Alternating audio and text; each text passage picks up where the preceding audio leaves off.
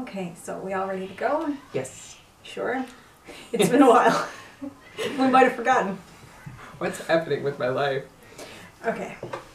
And...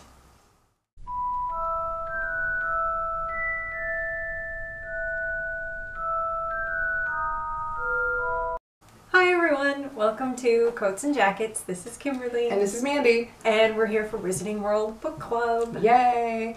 So, we decided that this is never going to go every week because we're both way too busy. But we are making an effort to do this once a week. Hopefully. At least, hopefully. Once a week. But we're going to get through this. We're going to film as we have time. And we've got ourselves a little bit of a new backdrop now. Yay! So, lovely new backdrop. Isn't this exciting?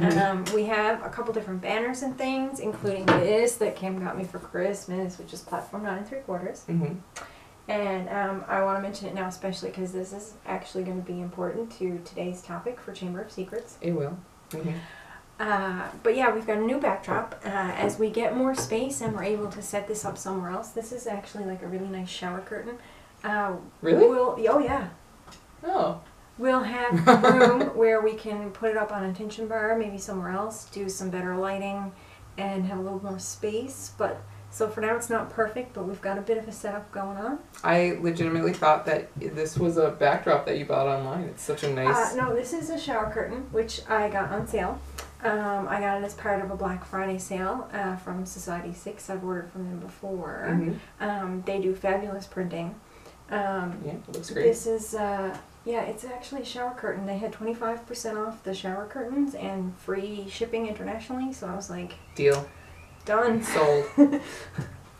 So we had a little bit of like a Harry Potter theme for each other for Christmas. We did. Mandy gave me the illustrated version of the Chamber of Secrets, which we're kind of reading right now, which I was excited about because she also gave me the Harry Potter Philosopher's Stone illustrated version. So now I have a bit of a collection going. And as well, while I was looking for my Christmas stuff this year, I found all of my books. Yay! Yay! So now you don't have to rely solely on audiobook. You can read when you want to read, and you can listen to audio when you want to, and you've got options. Thank goodness. Well, now I have 3 different versions of the Chamber of Secrets, and 3 different versions of the Philosopher's Stone. So I guess I'm going to have like a bit of a... I guess I'm going to have to keep doing that. I'm just going to have to keep having 3 versions of everything. Just to keep it... just to keep it even. Yeah. The Harry Potter section of my home.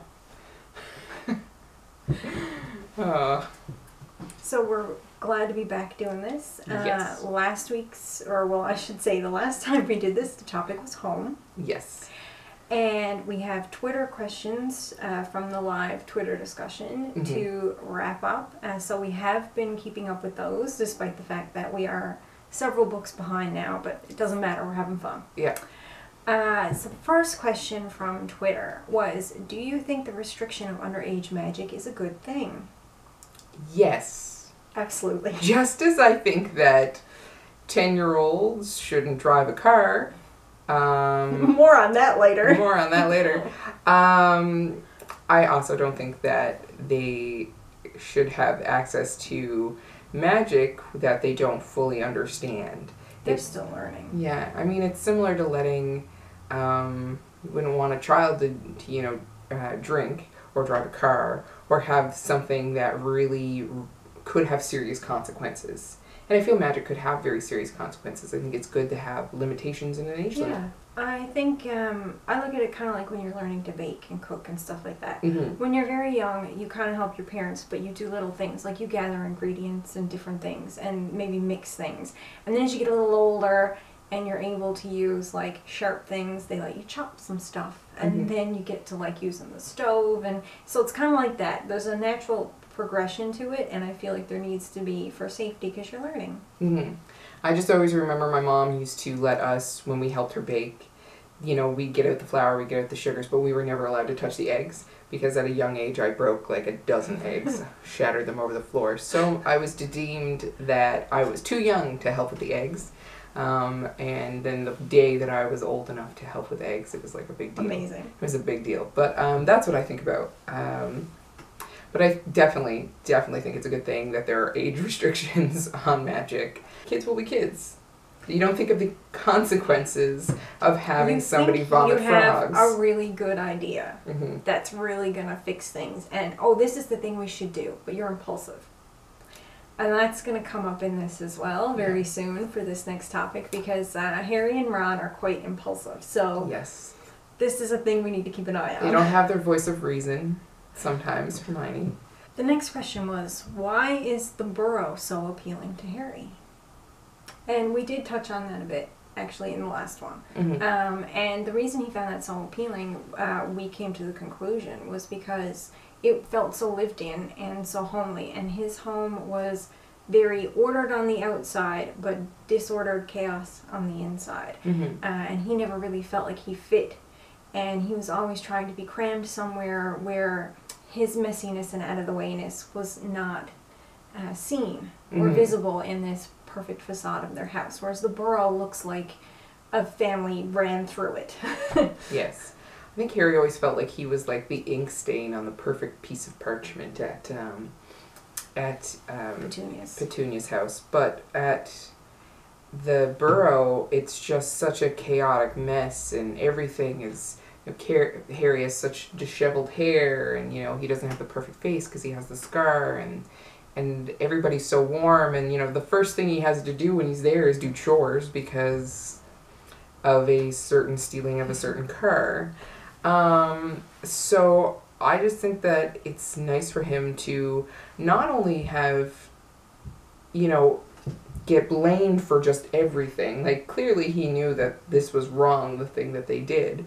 But I feel like it was a fair, instead of just getting yelled at and screamed at and locked up, it was like... He didn't get yelled at as such. I mean, the children got yelled at and punished for doing it without advising the parents and getting the parents help if they thought something was wrong. I almost feel like he felt it was justified. Like, yeah, okay, maybe this is an okay punishment. Yeah, but he also did feel like responsible because they did it on his behalf. True. So, the burrow is just, like he was welcomed so warmly, I think.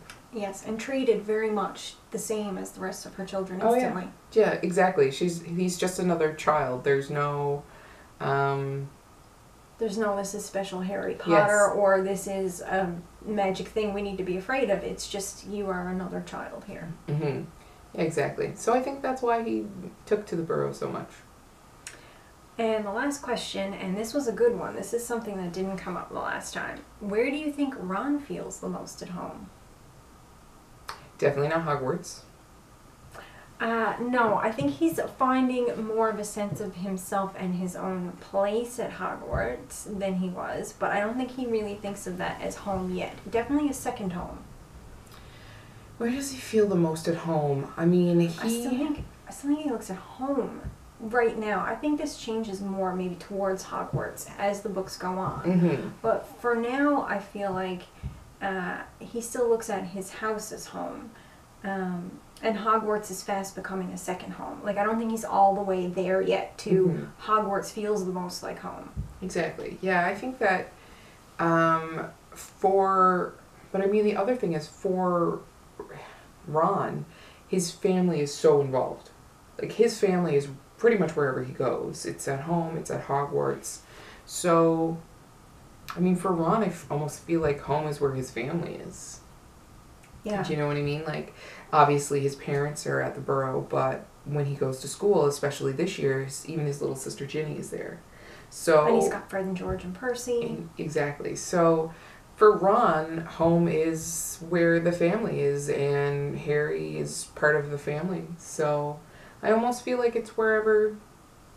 I feel like Ron is at home wherever his family is.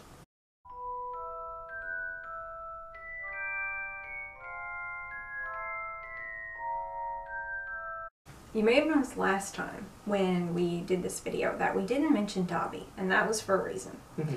Dobby is basically the perfect transition to talk about home and go into our next topic, which is celebrity. So for Dobby, we'll start with the home environment and what we can infer about that, because the meeting with Dobby is very chaotic and very telling of Dobby's home life. Dobby has been abused. He has very strict owners who we don't know who they are yet. He's got a very disheveled appearance. He can't wear clothes. He's got makeshift stuff on to be clothes. Mm-hmm. So he's wearing a potato sack or like a rice sack. I can't remember, some sort of burlap bag. You know, not that you don't see disheveled creatures in the magical world, but I guess it's really Harry's first kind of interaction with somebody who's not, you know, magical in the sense of just, you know, very... Yeah, because even when he meets the goblins at the bank at Gringotts, they're all dressed very well. They're bank tellers. Suits. Yeah. Mm-hmm. Everyone he's met to this point who isn't like a beast, who's a sentient being the same way that wizards are, they've all been well dressed. This is the first time he's encountered a lower class, poorer being. Yeah. And so, I mean, even in Diagon Alley and in the shops and in Hogwarts, like you said, it's, you know, he's never really been exposed to that lower class. He doesn't really know a whole lot about House Elves at this point. So it's just sort of an interesting interaction. He doesn't know really what to make of this other than the fact that you can't be here because this is I'm going to get in trouble. Yes, and he does cause trouble for Harry. Now, he does it out of a misguided sense of purpose, but he does cause trouble for him. And he does try to warn him and help him as best he can. And this is also telling about the sort of abuse situation, because even though his masters, and this is important too, he does say his master, so he is owned, he is property. So he's not thought of as anything more than a slave. And when they're not around, even when they're not around, and he says something that he even thinks might be speaking ill of them, he will punish himself, so that he's very much in that strange mindset where he feels like he will govern his own actions even when they're not around to please his masters. He feels like, if I do this now, then maybe my punishment from them will not be as severe. So he has a pitiful life, and you automatically... You don't love Dobby right away, but you also don't know, but you also feel bad for him. You also don't know what's really happening. He's very much an unknown element in Harry's life, and Harry's a child, and he shows up out of nowhere. And he does make trouble for Harry, and Harry doesn't know what to think of him or how to deal with him on the first interaction. But you also can't help but feel very empathetic for this very pitiful creature that's trying the only way it knows how to try to help Harry, even if that's not the end result. So, more to come from Dobby, but he comes off, as he's supposed to, a very pitiful character who I think he really wants to help Mr. Harry Potter, but he just doesn't know how, I think, to do it in the most helpful ways. They're helpful in the way that he's trying to do what he can to keep Harry away from Hogwarts, because he knows this danger is coming to Hogwarts. Now, on that note, that means that Dobby has heard a lot of things through word of mouth. Which means he's also heard about Harry Potter. So Harry's fame has spread in that even small underling creatures in their own networks of communication are talking about him. Because obviously if he's worried about this danger he's overheard, then we're assuming he's overheard this danger from his own house. That maybe somebody has visited there that means Harry harm. We don't know more than that right now. So I was going to say, Harry starts off with fame and notoriety. So he's already famous for being the boy that lived. Yeah, he's famous for doing nothing. He's famous for surviving, for being alive. Really, that's no different than celebrity children who are born. They're technically not celebrities, but they have fame. So, and everybody knows who Harry is. But then he defeats the Dark Lord again. For a second time. In the Philosopher's Stone. And this time it's using more of his own wit and his power. So this now creates more rumor, more buzz, and so his fame has escalated. Mm-hmm. Now he is, I mean, he was a household name before, but now he's a celebrity. Now he is sought after. Yes. Like he, previously before, you know, you'd walk down the street and it would be, oh, there's Harry Potter, right? Oh, that's you'd get whispers and maybe somebody wanted to shake his hand. Exactly. But now it's even bigger because now he's actually done something himself. Yeah. Now people want to meet him, want to have photos with him, want his signature. All kinds of stuff. And it's spread to the lower creatures. And we know it's the lower creature network, and it's not other people that Dobby has overheard talking of Harry Potter's kindness. We know it's from the creature network because he says things like, I heard Harry Potter was so kind as to treat others this way. And for him to say that, I took that as he means others who are different like him. He means treating other creatures with the same level of respect that he would give to another wizard. And that's a big deal. And that's spread through that community. So now, because he's heard of Harry Potter's kindness and his greatness, he wants to help Harry Potter. Yeah, so I think... Exactly, like there's... And it's totally just word of mouth. He's never met Harry before now. Exactly. So, I think that's the other thing about the celebrity thing is that, you know, people just want to meet a celebrity sometimes. They just, you know, want to be seen, you know, that's why you see selfies with celebrities, you know, people want to be in that photo with them so they can say that they met him. And that's slowly what's coming with Harry Potter. He's no longer just the boy who lived. He's now, you know, the boy who defeated Voldemort a second time. And this time purposefully. And then this time purposefully. So I think that only continues to grow. And we get a real taste of this at the bookshop. So here's where we get into the real crux of fame versus celebrity. Because before he was famous... But now you really see how he's a celebrity. And bringing it back to the selfie thing and wanting to be seen and know them, Molly Weasley is a little bit caught up in celebrity herself, though not with Harry. Not with Harry. With Professor Lockhart. She likes a certain blonde-haired wizard. And his textbook is going to be at the school, and he's going to be at the bookshop to sign his books as people buy them. And Molly Weasley wants to meet Lockheart. I always kind of pictured... So, when we were kids, Harlequin romance novels. Yes. And there was a certain celebrity who was always on the cover. Fabio. And I feel like he's like the 80s, 90s version of, you know, Fabio. He's got the hair, he's got the looks, he's on book covers. He's described as being blonde and charming and wonderful, and his description in the book, though they do say he looks slightly more plain in person than he's been made out to be. We think there's some glamour and charm added there to his appearance magically.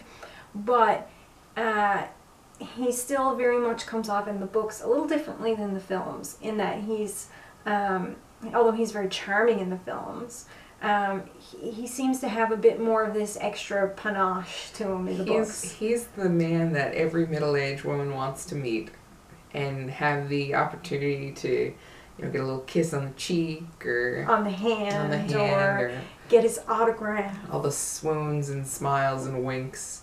So Mrs. Weasley is very interested in him. And this is Harry's first brush, we'll say, with true celebrity, too. With wizard celebrity. Yes. So, really, probably the first famous person he's met, other than, well, himself, but I mean, you don't really like... Other than Dumbledore. And Dumbledore. But Dumbledore is famous for different reasons, and he's not celebrity famous the way that Lockhart is. Yes, he's famous in a more quiet sense as well. He doesn't, like, show it off. Yes. So Lockhart is a very showy celebrity. He's loud. He's kind of borderline obnoxious. Maybe not even borderline, just straight up obnoxious. That's after getting to know him more. That's true. His initial impression is super loud, extra happy, pumped up.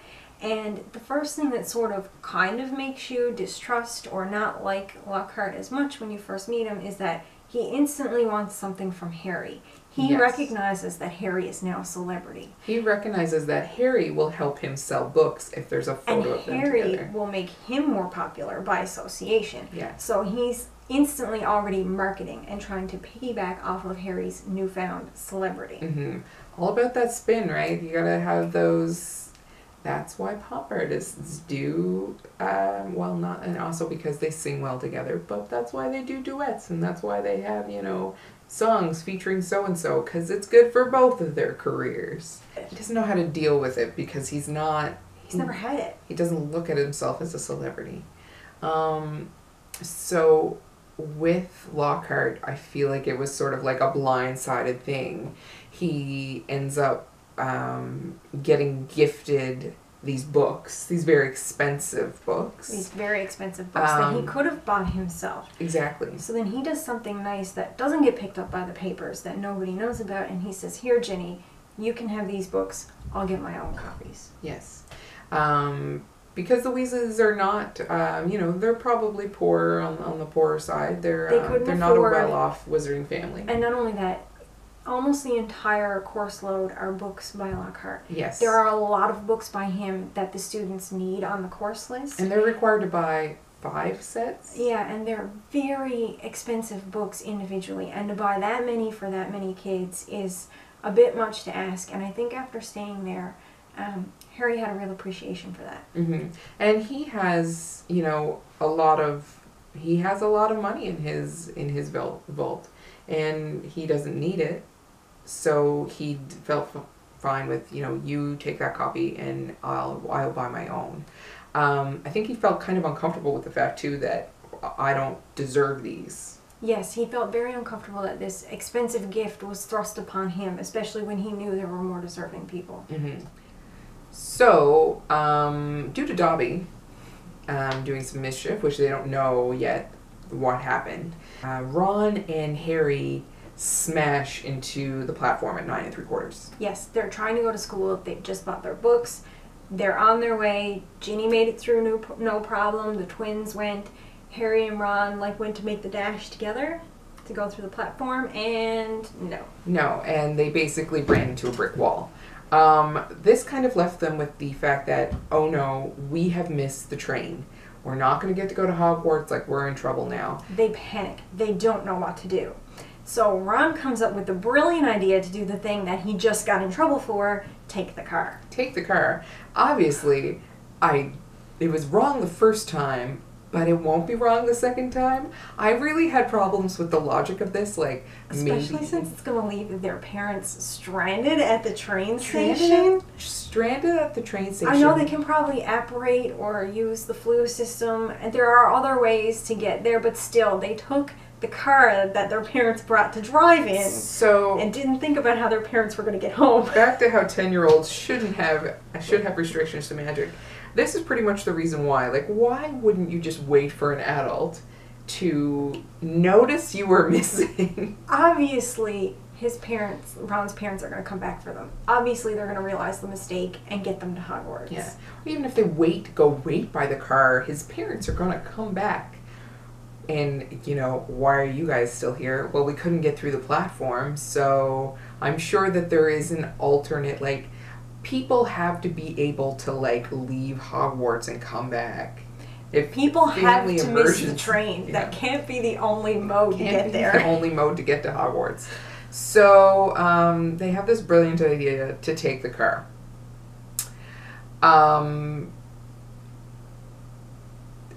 I don't know. Stupidity was really up there because, like you said, they have this.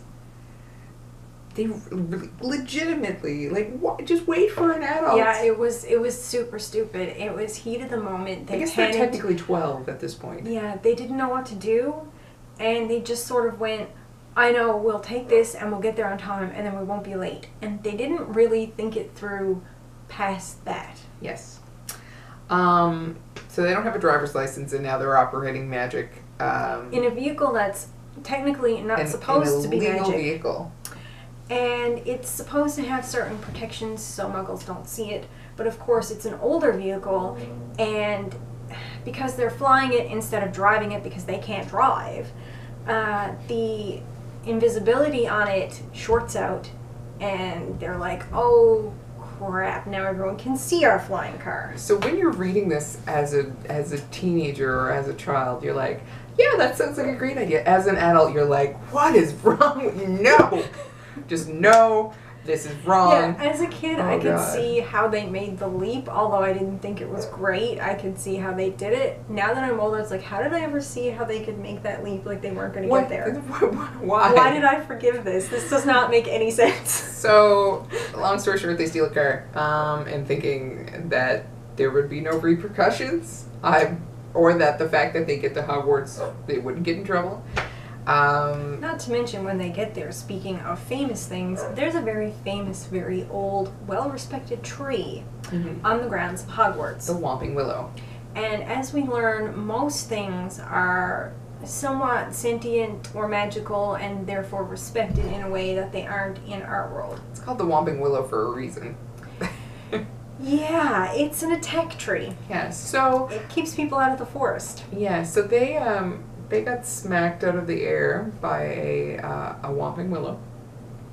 And they crashed, well, they were kind of crashing into the tree, so it started smacking at them. That's true. And they damaged the tree fairly significantly. And the car. But what came out of that was not that, I mean, Ron got in trouble too, but it was all the whispers were all about, did you hear about what Harry Potter did? Oh, did you hear that Harry Potter? Look at what Harry's doing now. And Ron sort of, kind of was the little scapegoated on Harry there, kind of slid under the radar. I mean, he got in trouble. Oh, he got in huge trouble with his parents. His mom sent a howler. That's true. Yeah, I sent a howler. So he did get in trouble, but it was all about the rumor mill the sensation was, did you hear what Harry Potter did? Celebrity thinks he's better than everybody else. Didn't want to take the train to Hogwarts. Yeah, thought he'd take his own personal flying car. His personal flying car. His illegal personal flying car at 12. So he's getting some notoriety to that celebrity, and not the good kind of notoriety that he had before, where he was the boy who lived the fame of just, protecting people and stopping Voldemort. It's kind of like that bad notoriety, like he's done something he should not have done, and the bad rumors are milling. Yeah, and it makes the students sort of distrust him in a new way, because before, when the students weren't talking to him and didn't trust him as much, Harry felt very much that he had earned that because he had lost them points for something he'd done wrong. Yes. Which was necessary at the time, but not everybody was privy to. And he knew that it looked bad, and he was very much into taking his punishment for it. Whereas this time, the rumors and the way people are talking is completely different. It's, again, it's that jump from fame to celebrity. People are now speculating more about his personal life and what kind of person he is, and what this is all doing to his head now, and things like that. A lot of the gossip, too, is a lot more mean now as well. Yeah. A lot more negative speculation about Harry Potter. And that's not helped by Colin Creevey. So this is another taste of fame for Harry. Into celebrity that he's never had before. This is his first fan. His first almost super fan, really. And I shouldn't say his first fan, because I think people are his fan. Well, Hagrid was a fan of him, but again, it was in a different way. In a different way. Colin becomes his own personal paparazzi. Constantly taking photos of him, wants to, document his life. Colin is the first person to idolize him. Yes, that's a good... He wants to be Harry Potter. He looks at him as inspirational. He's seen what he's done already, and he thinks, this guy's amazing, and I want to be next to him and document him. I want to be Harry Potter, and I want to be his friend. Harry kind of finds Colin very annoying.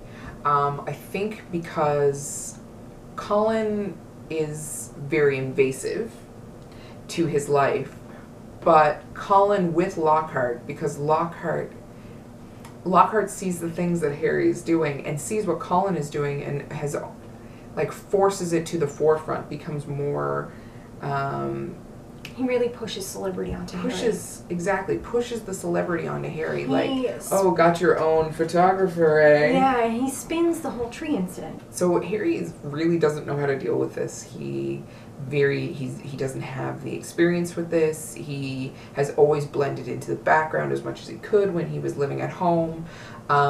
So he doesn't know how to deal with this. And even at Hogwarts, a lot of the time he was mostly just left alone to do his own thing. Mm-hmm. So he almost kind of wants to push it off, to kind of just be like, leave me alone, I don't want to deal with this. And doesn't know how to spin things quite as much as Lockhart does. He's not good at the PR yet. And Lockheart is very much exacerbating the Colin Creevey thing because of the way he promotes this celebrity with Harry. Colin finds it more and more, I think the reason he gets more invasive and follows him quite as much as he does instead of reading Harry's signals is because he thinks it's okay because of Lockhart's behavior. Yes. And he thinks it's fine to be invasive with a person like this instead of treating them like they're an actual person rather than an object. Mm-hmm. So Harry's he would like to kind of be left alone to do his own thing. Lockhart has always been very celebrity aggressive, I guess is a good way to put it. He wants to be the center of attention. He wants everybody to look at him. Based on even the information there on his book, which he talks about, you talk about, well, he looks a little plainer in person because he's glamorized himself in the photos and the books. Constantly, trying to look his best. He wants everybody to think about him. He wears the finest colors, mm-hmm. and that's a thing to talk about. He wears deep, rich teals and navy blues and purples. He's a peacock. He is. He's very much a peacock. He likes to strut around. The colors were picked as symbolism for peacock, mm-hmm. But also because historically, purple was a very valued color because it was very hard to get. Mm-hmm. It was very hard to make and do, so it was seen as a very rich color. Mm-hmm. It was the same thing with blue, and the reason why purple was so hard to make was because blue was so hard to get. Mm-hmm. So if you had that color, and it mostly comes from Egypt, I think it's the lapis. Lapis lazuli, yeah. And that's that deep, dark, rich blue that bordered on purple, mm-hmm. and then once you could mix it with reds and make these fine purples, I mean, you were also wasting blue by mixing mm-hmm. it. And green and things like that. I always think about the Victorian era before they realized that what they were using to dye all their clothes and their wallpapers and things like that was actually, I think that they knew that it was arsenic, obviously. I don't think they realized that It would have these side effects it did. That there would be as many side effects as it is.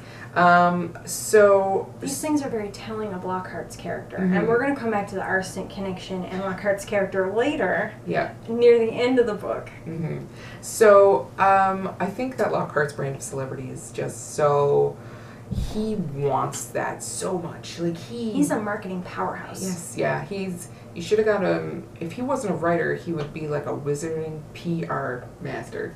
Yeah, and I mean, he could use that power for good, and he could be like spinning things in a positive way for Harry and thinking about Harry first as a student and a child, but he's not. He's thinking about how it benefits him first. Thinking about him. He's a villain in a different way. You know what I mean? He's not as outrageously villainous as, or in-your-face villainous as but he's skeezy Voldemort. as all hell. But he's greasy. He's greasy and slick. He's a spin master, and he knows how to make the dirt kind of just slide right off of his perfectly manicured peacock facade. And unfortunately, Harry kind of gets caught up in all that. The next topic we're going to cover is phobias. Phobias. Oh dear. Scary things. Scary things. But it's going to be a good one because now we're finally going to get to talk a little bit about some of that foreshadowing we keep mentioning. Dun dun dun. And until next time, we solemnly swear we're up to no good. Yay. So we'll see where this all leads with Harry and his newfound celebrity and the limelight. Yes. Next topic, I believe is... Oh my gosh, I've forgotten what the next topic is. Do you have it written down?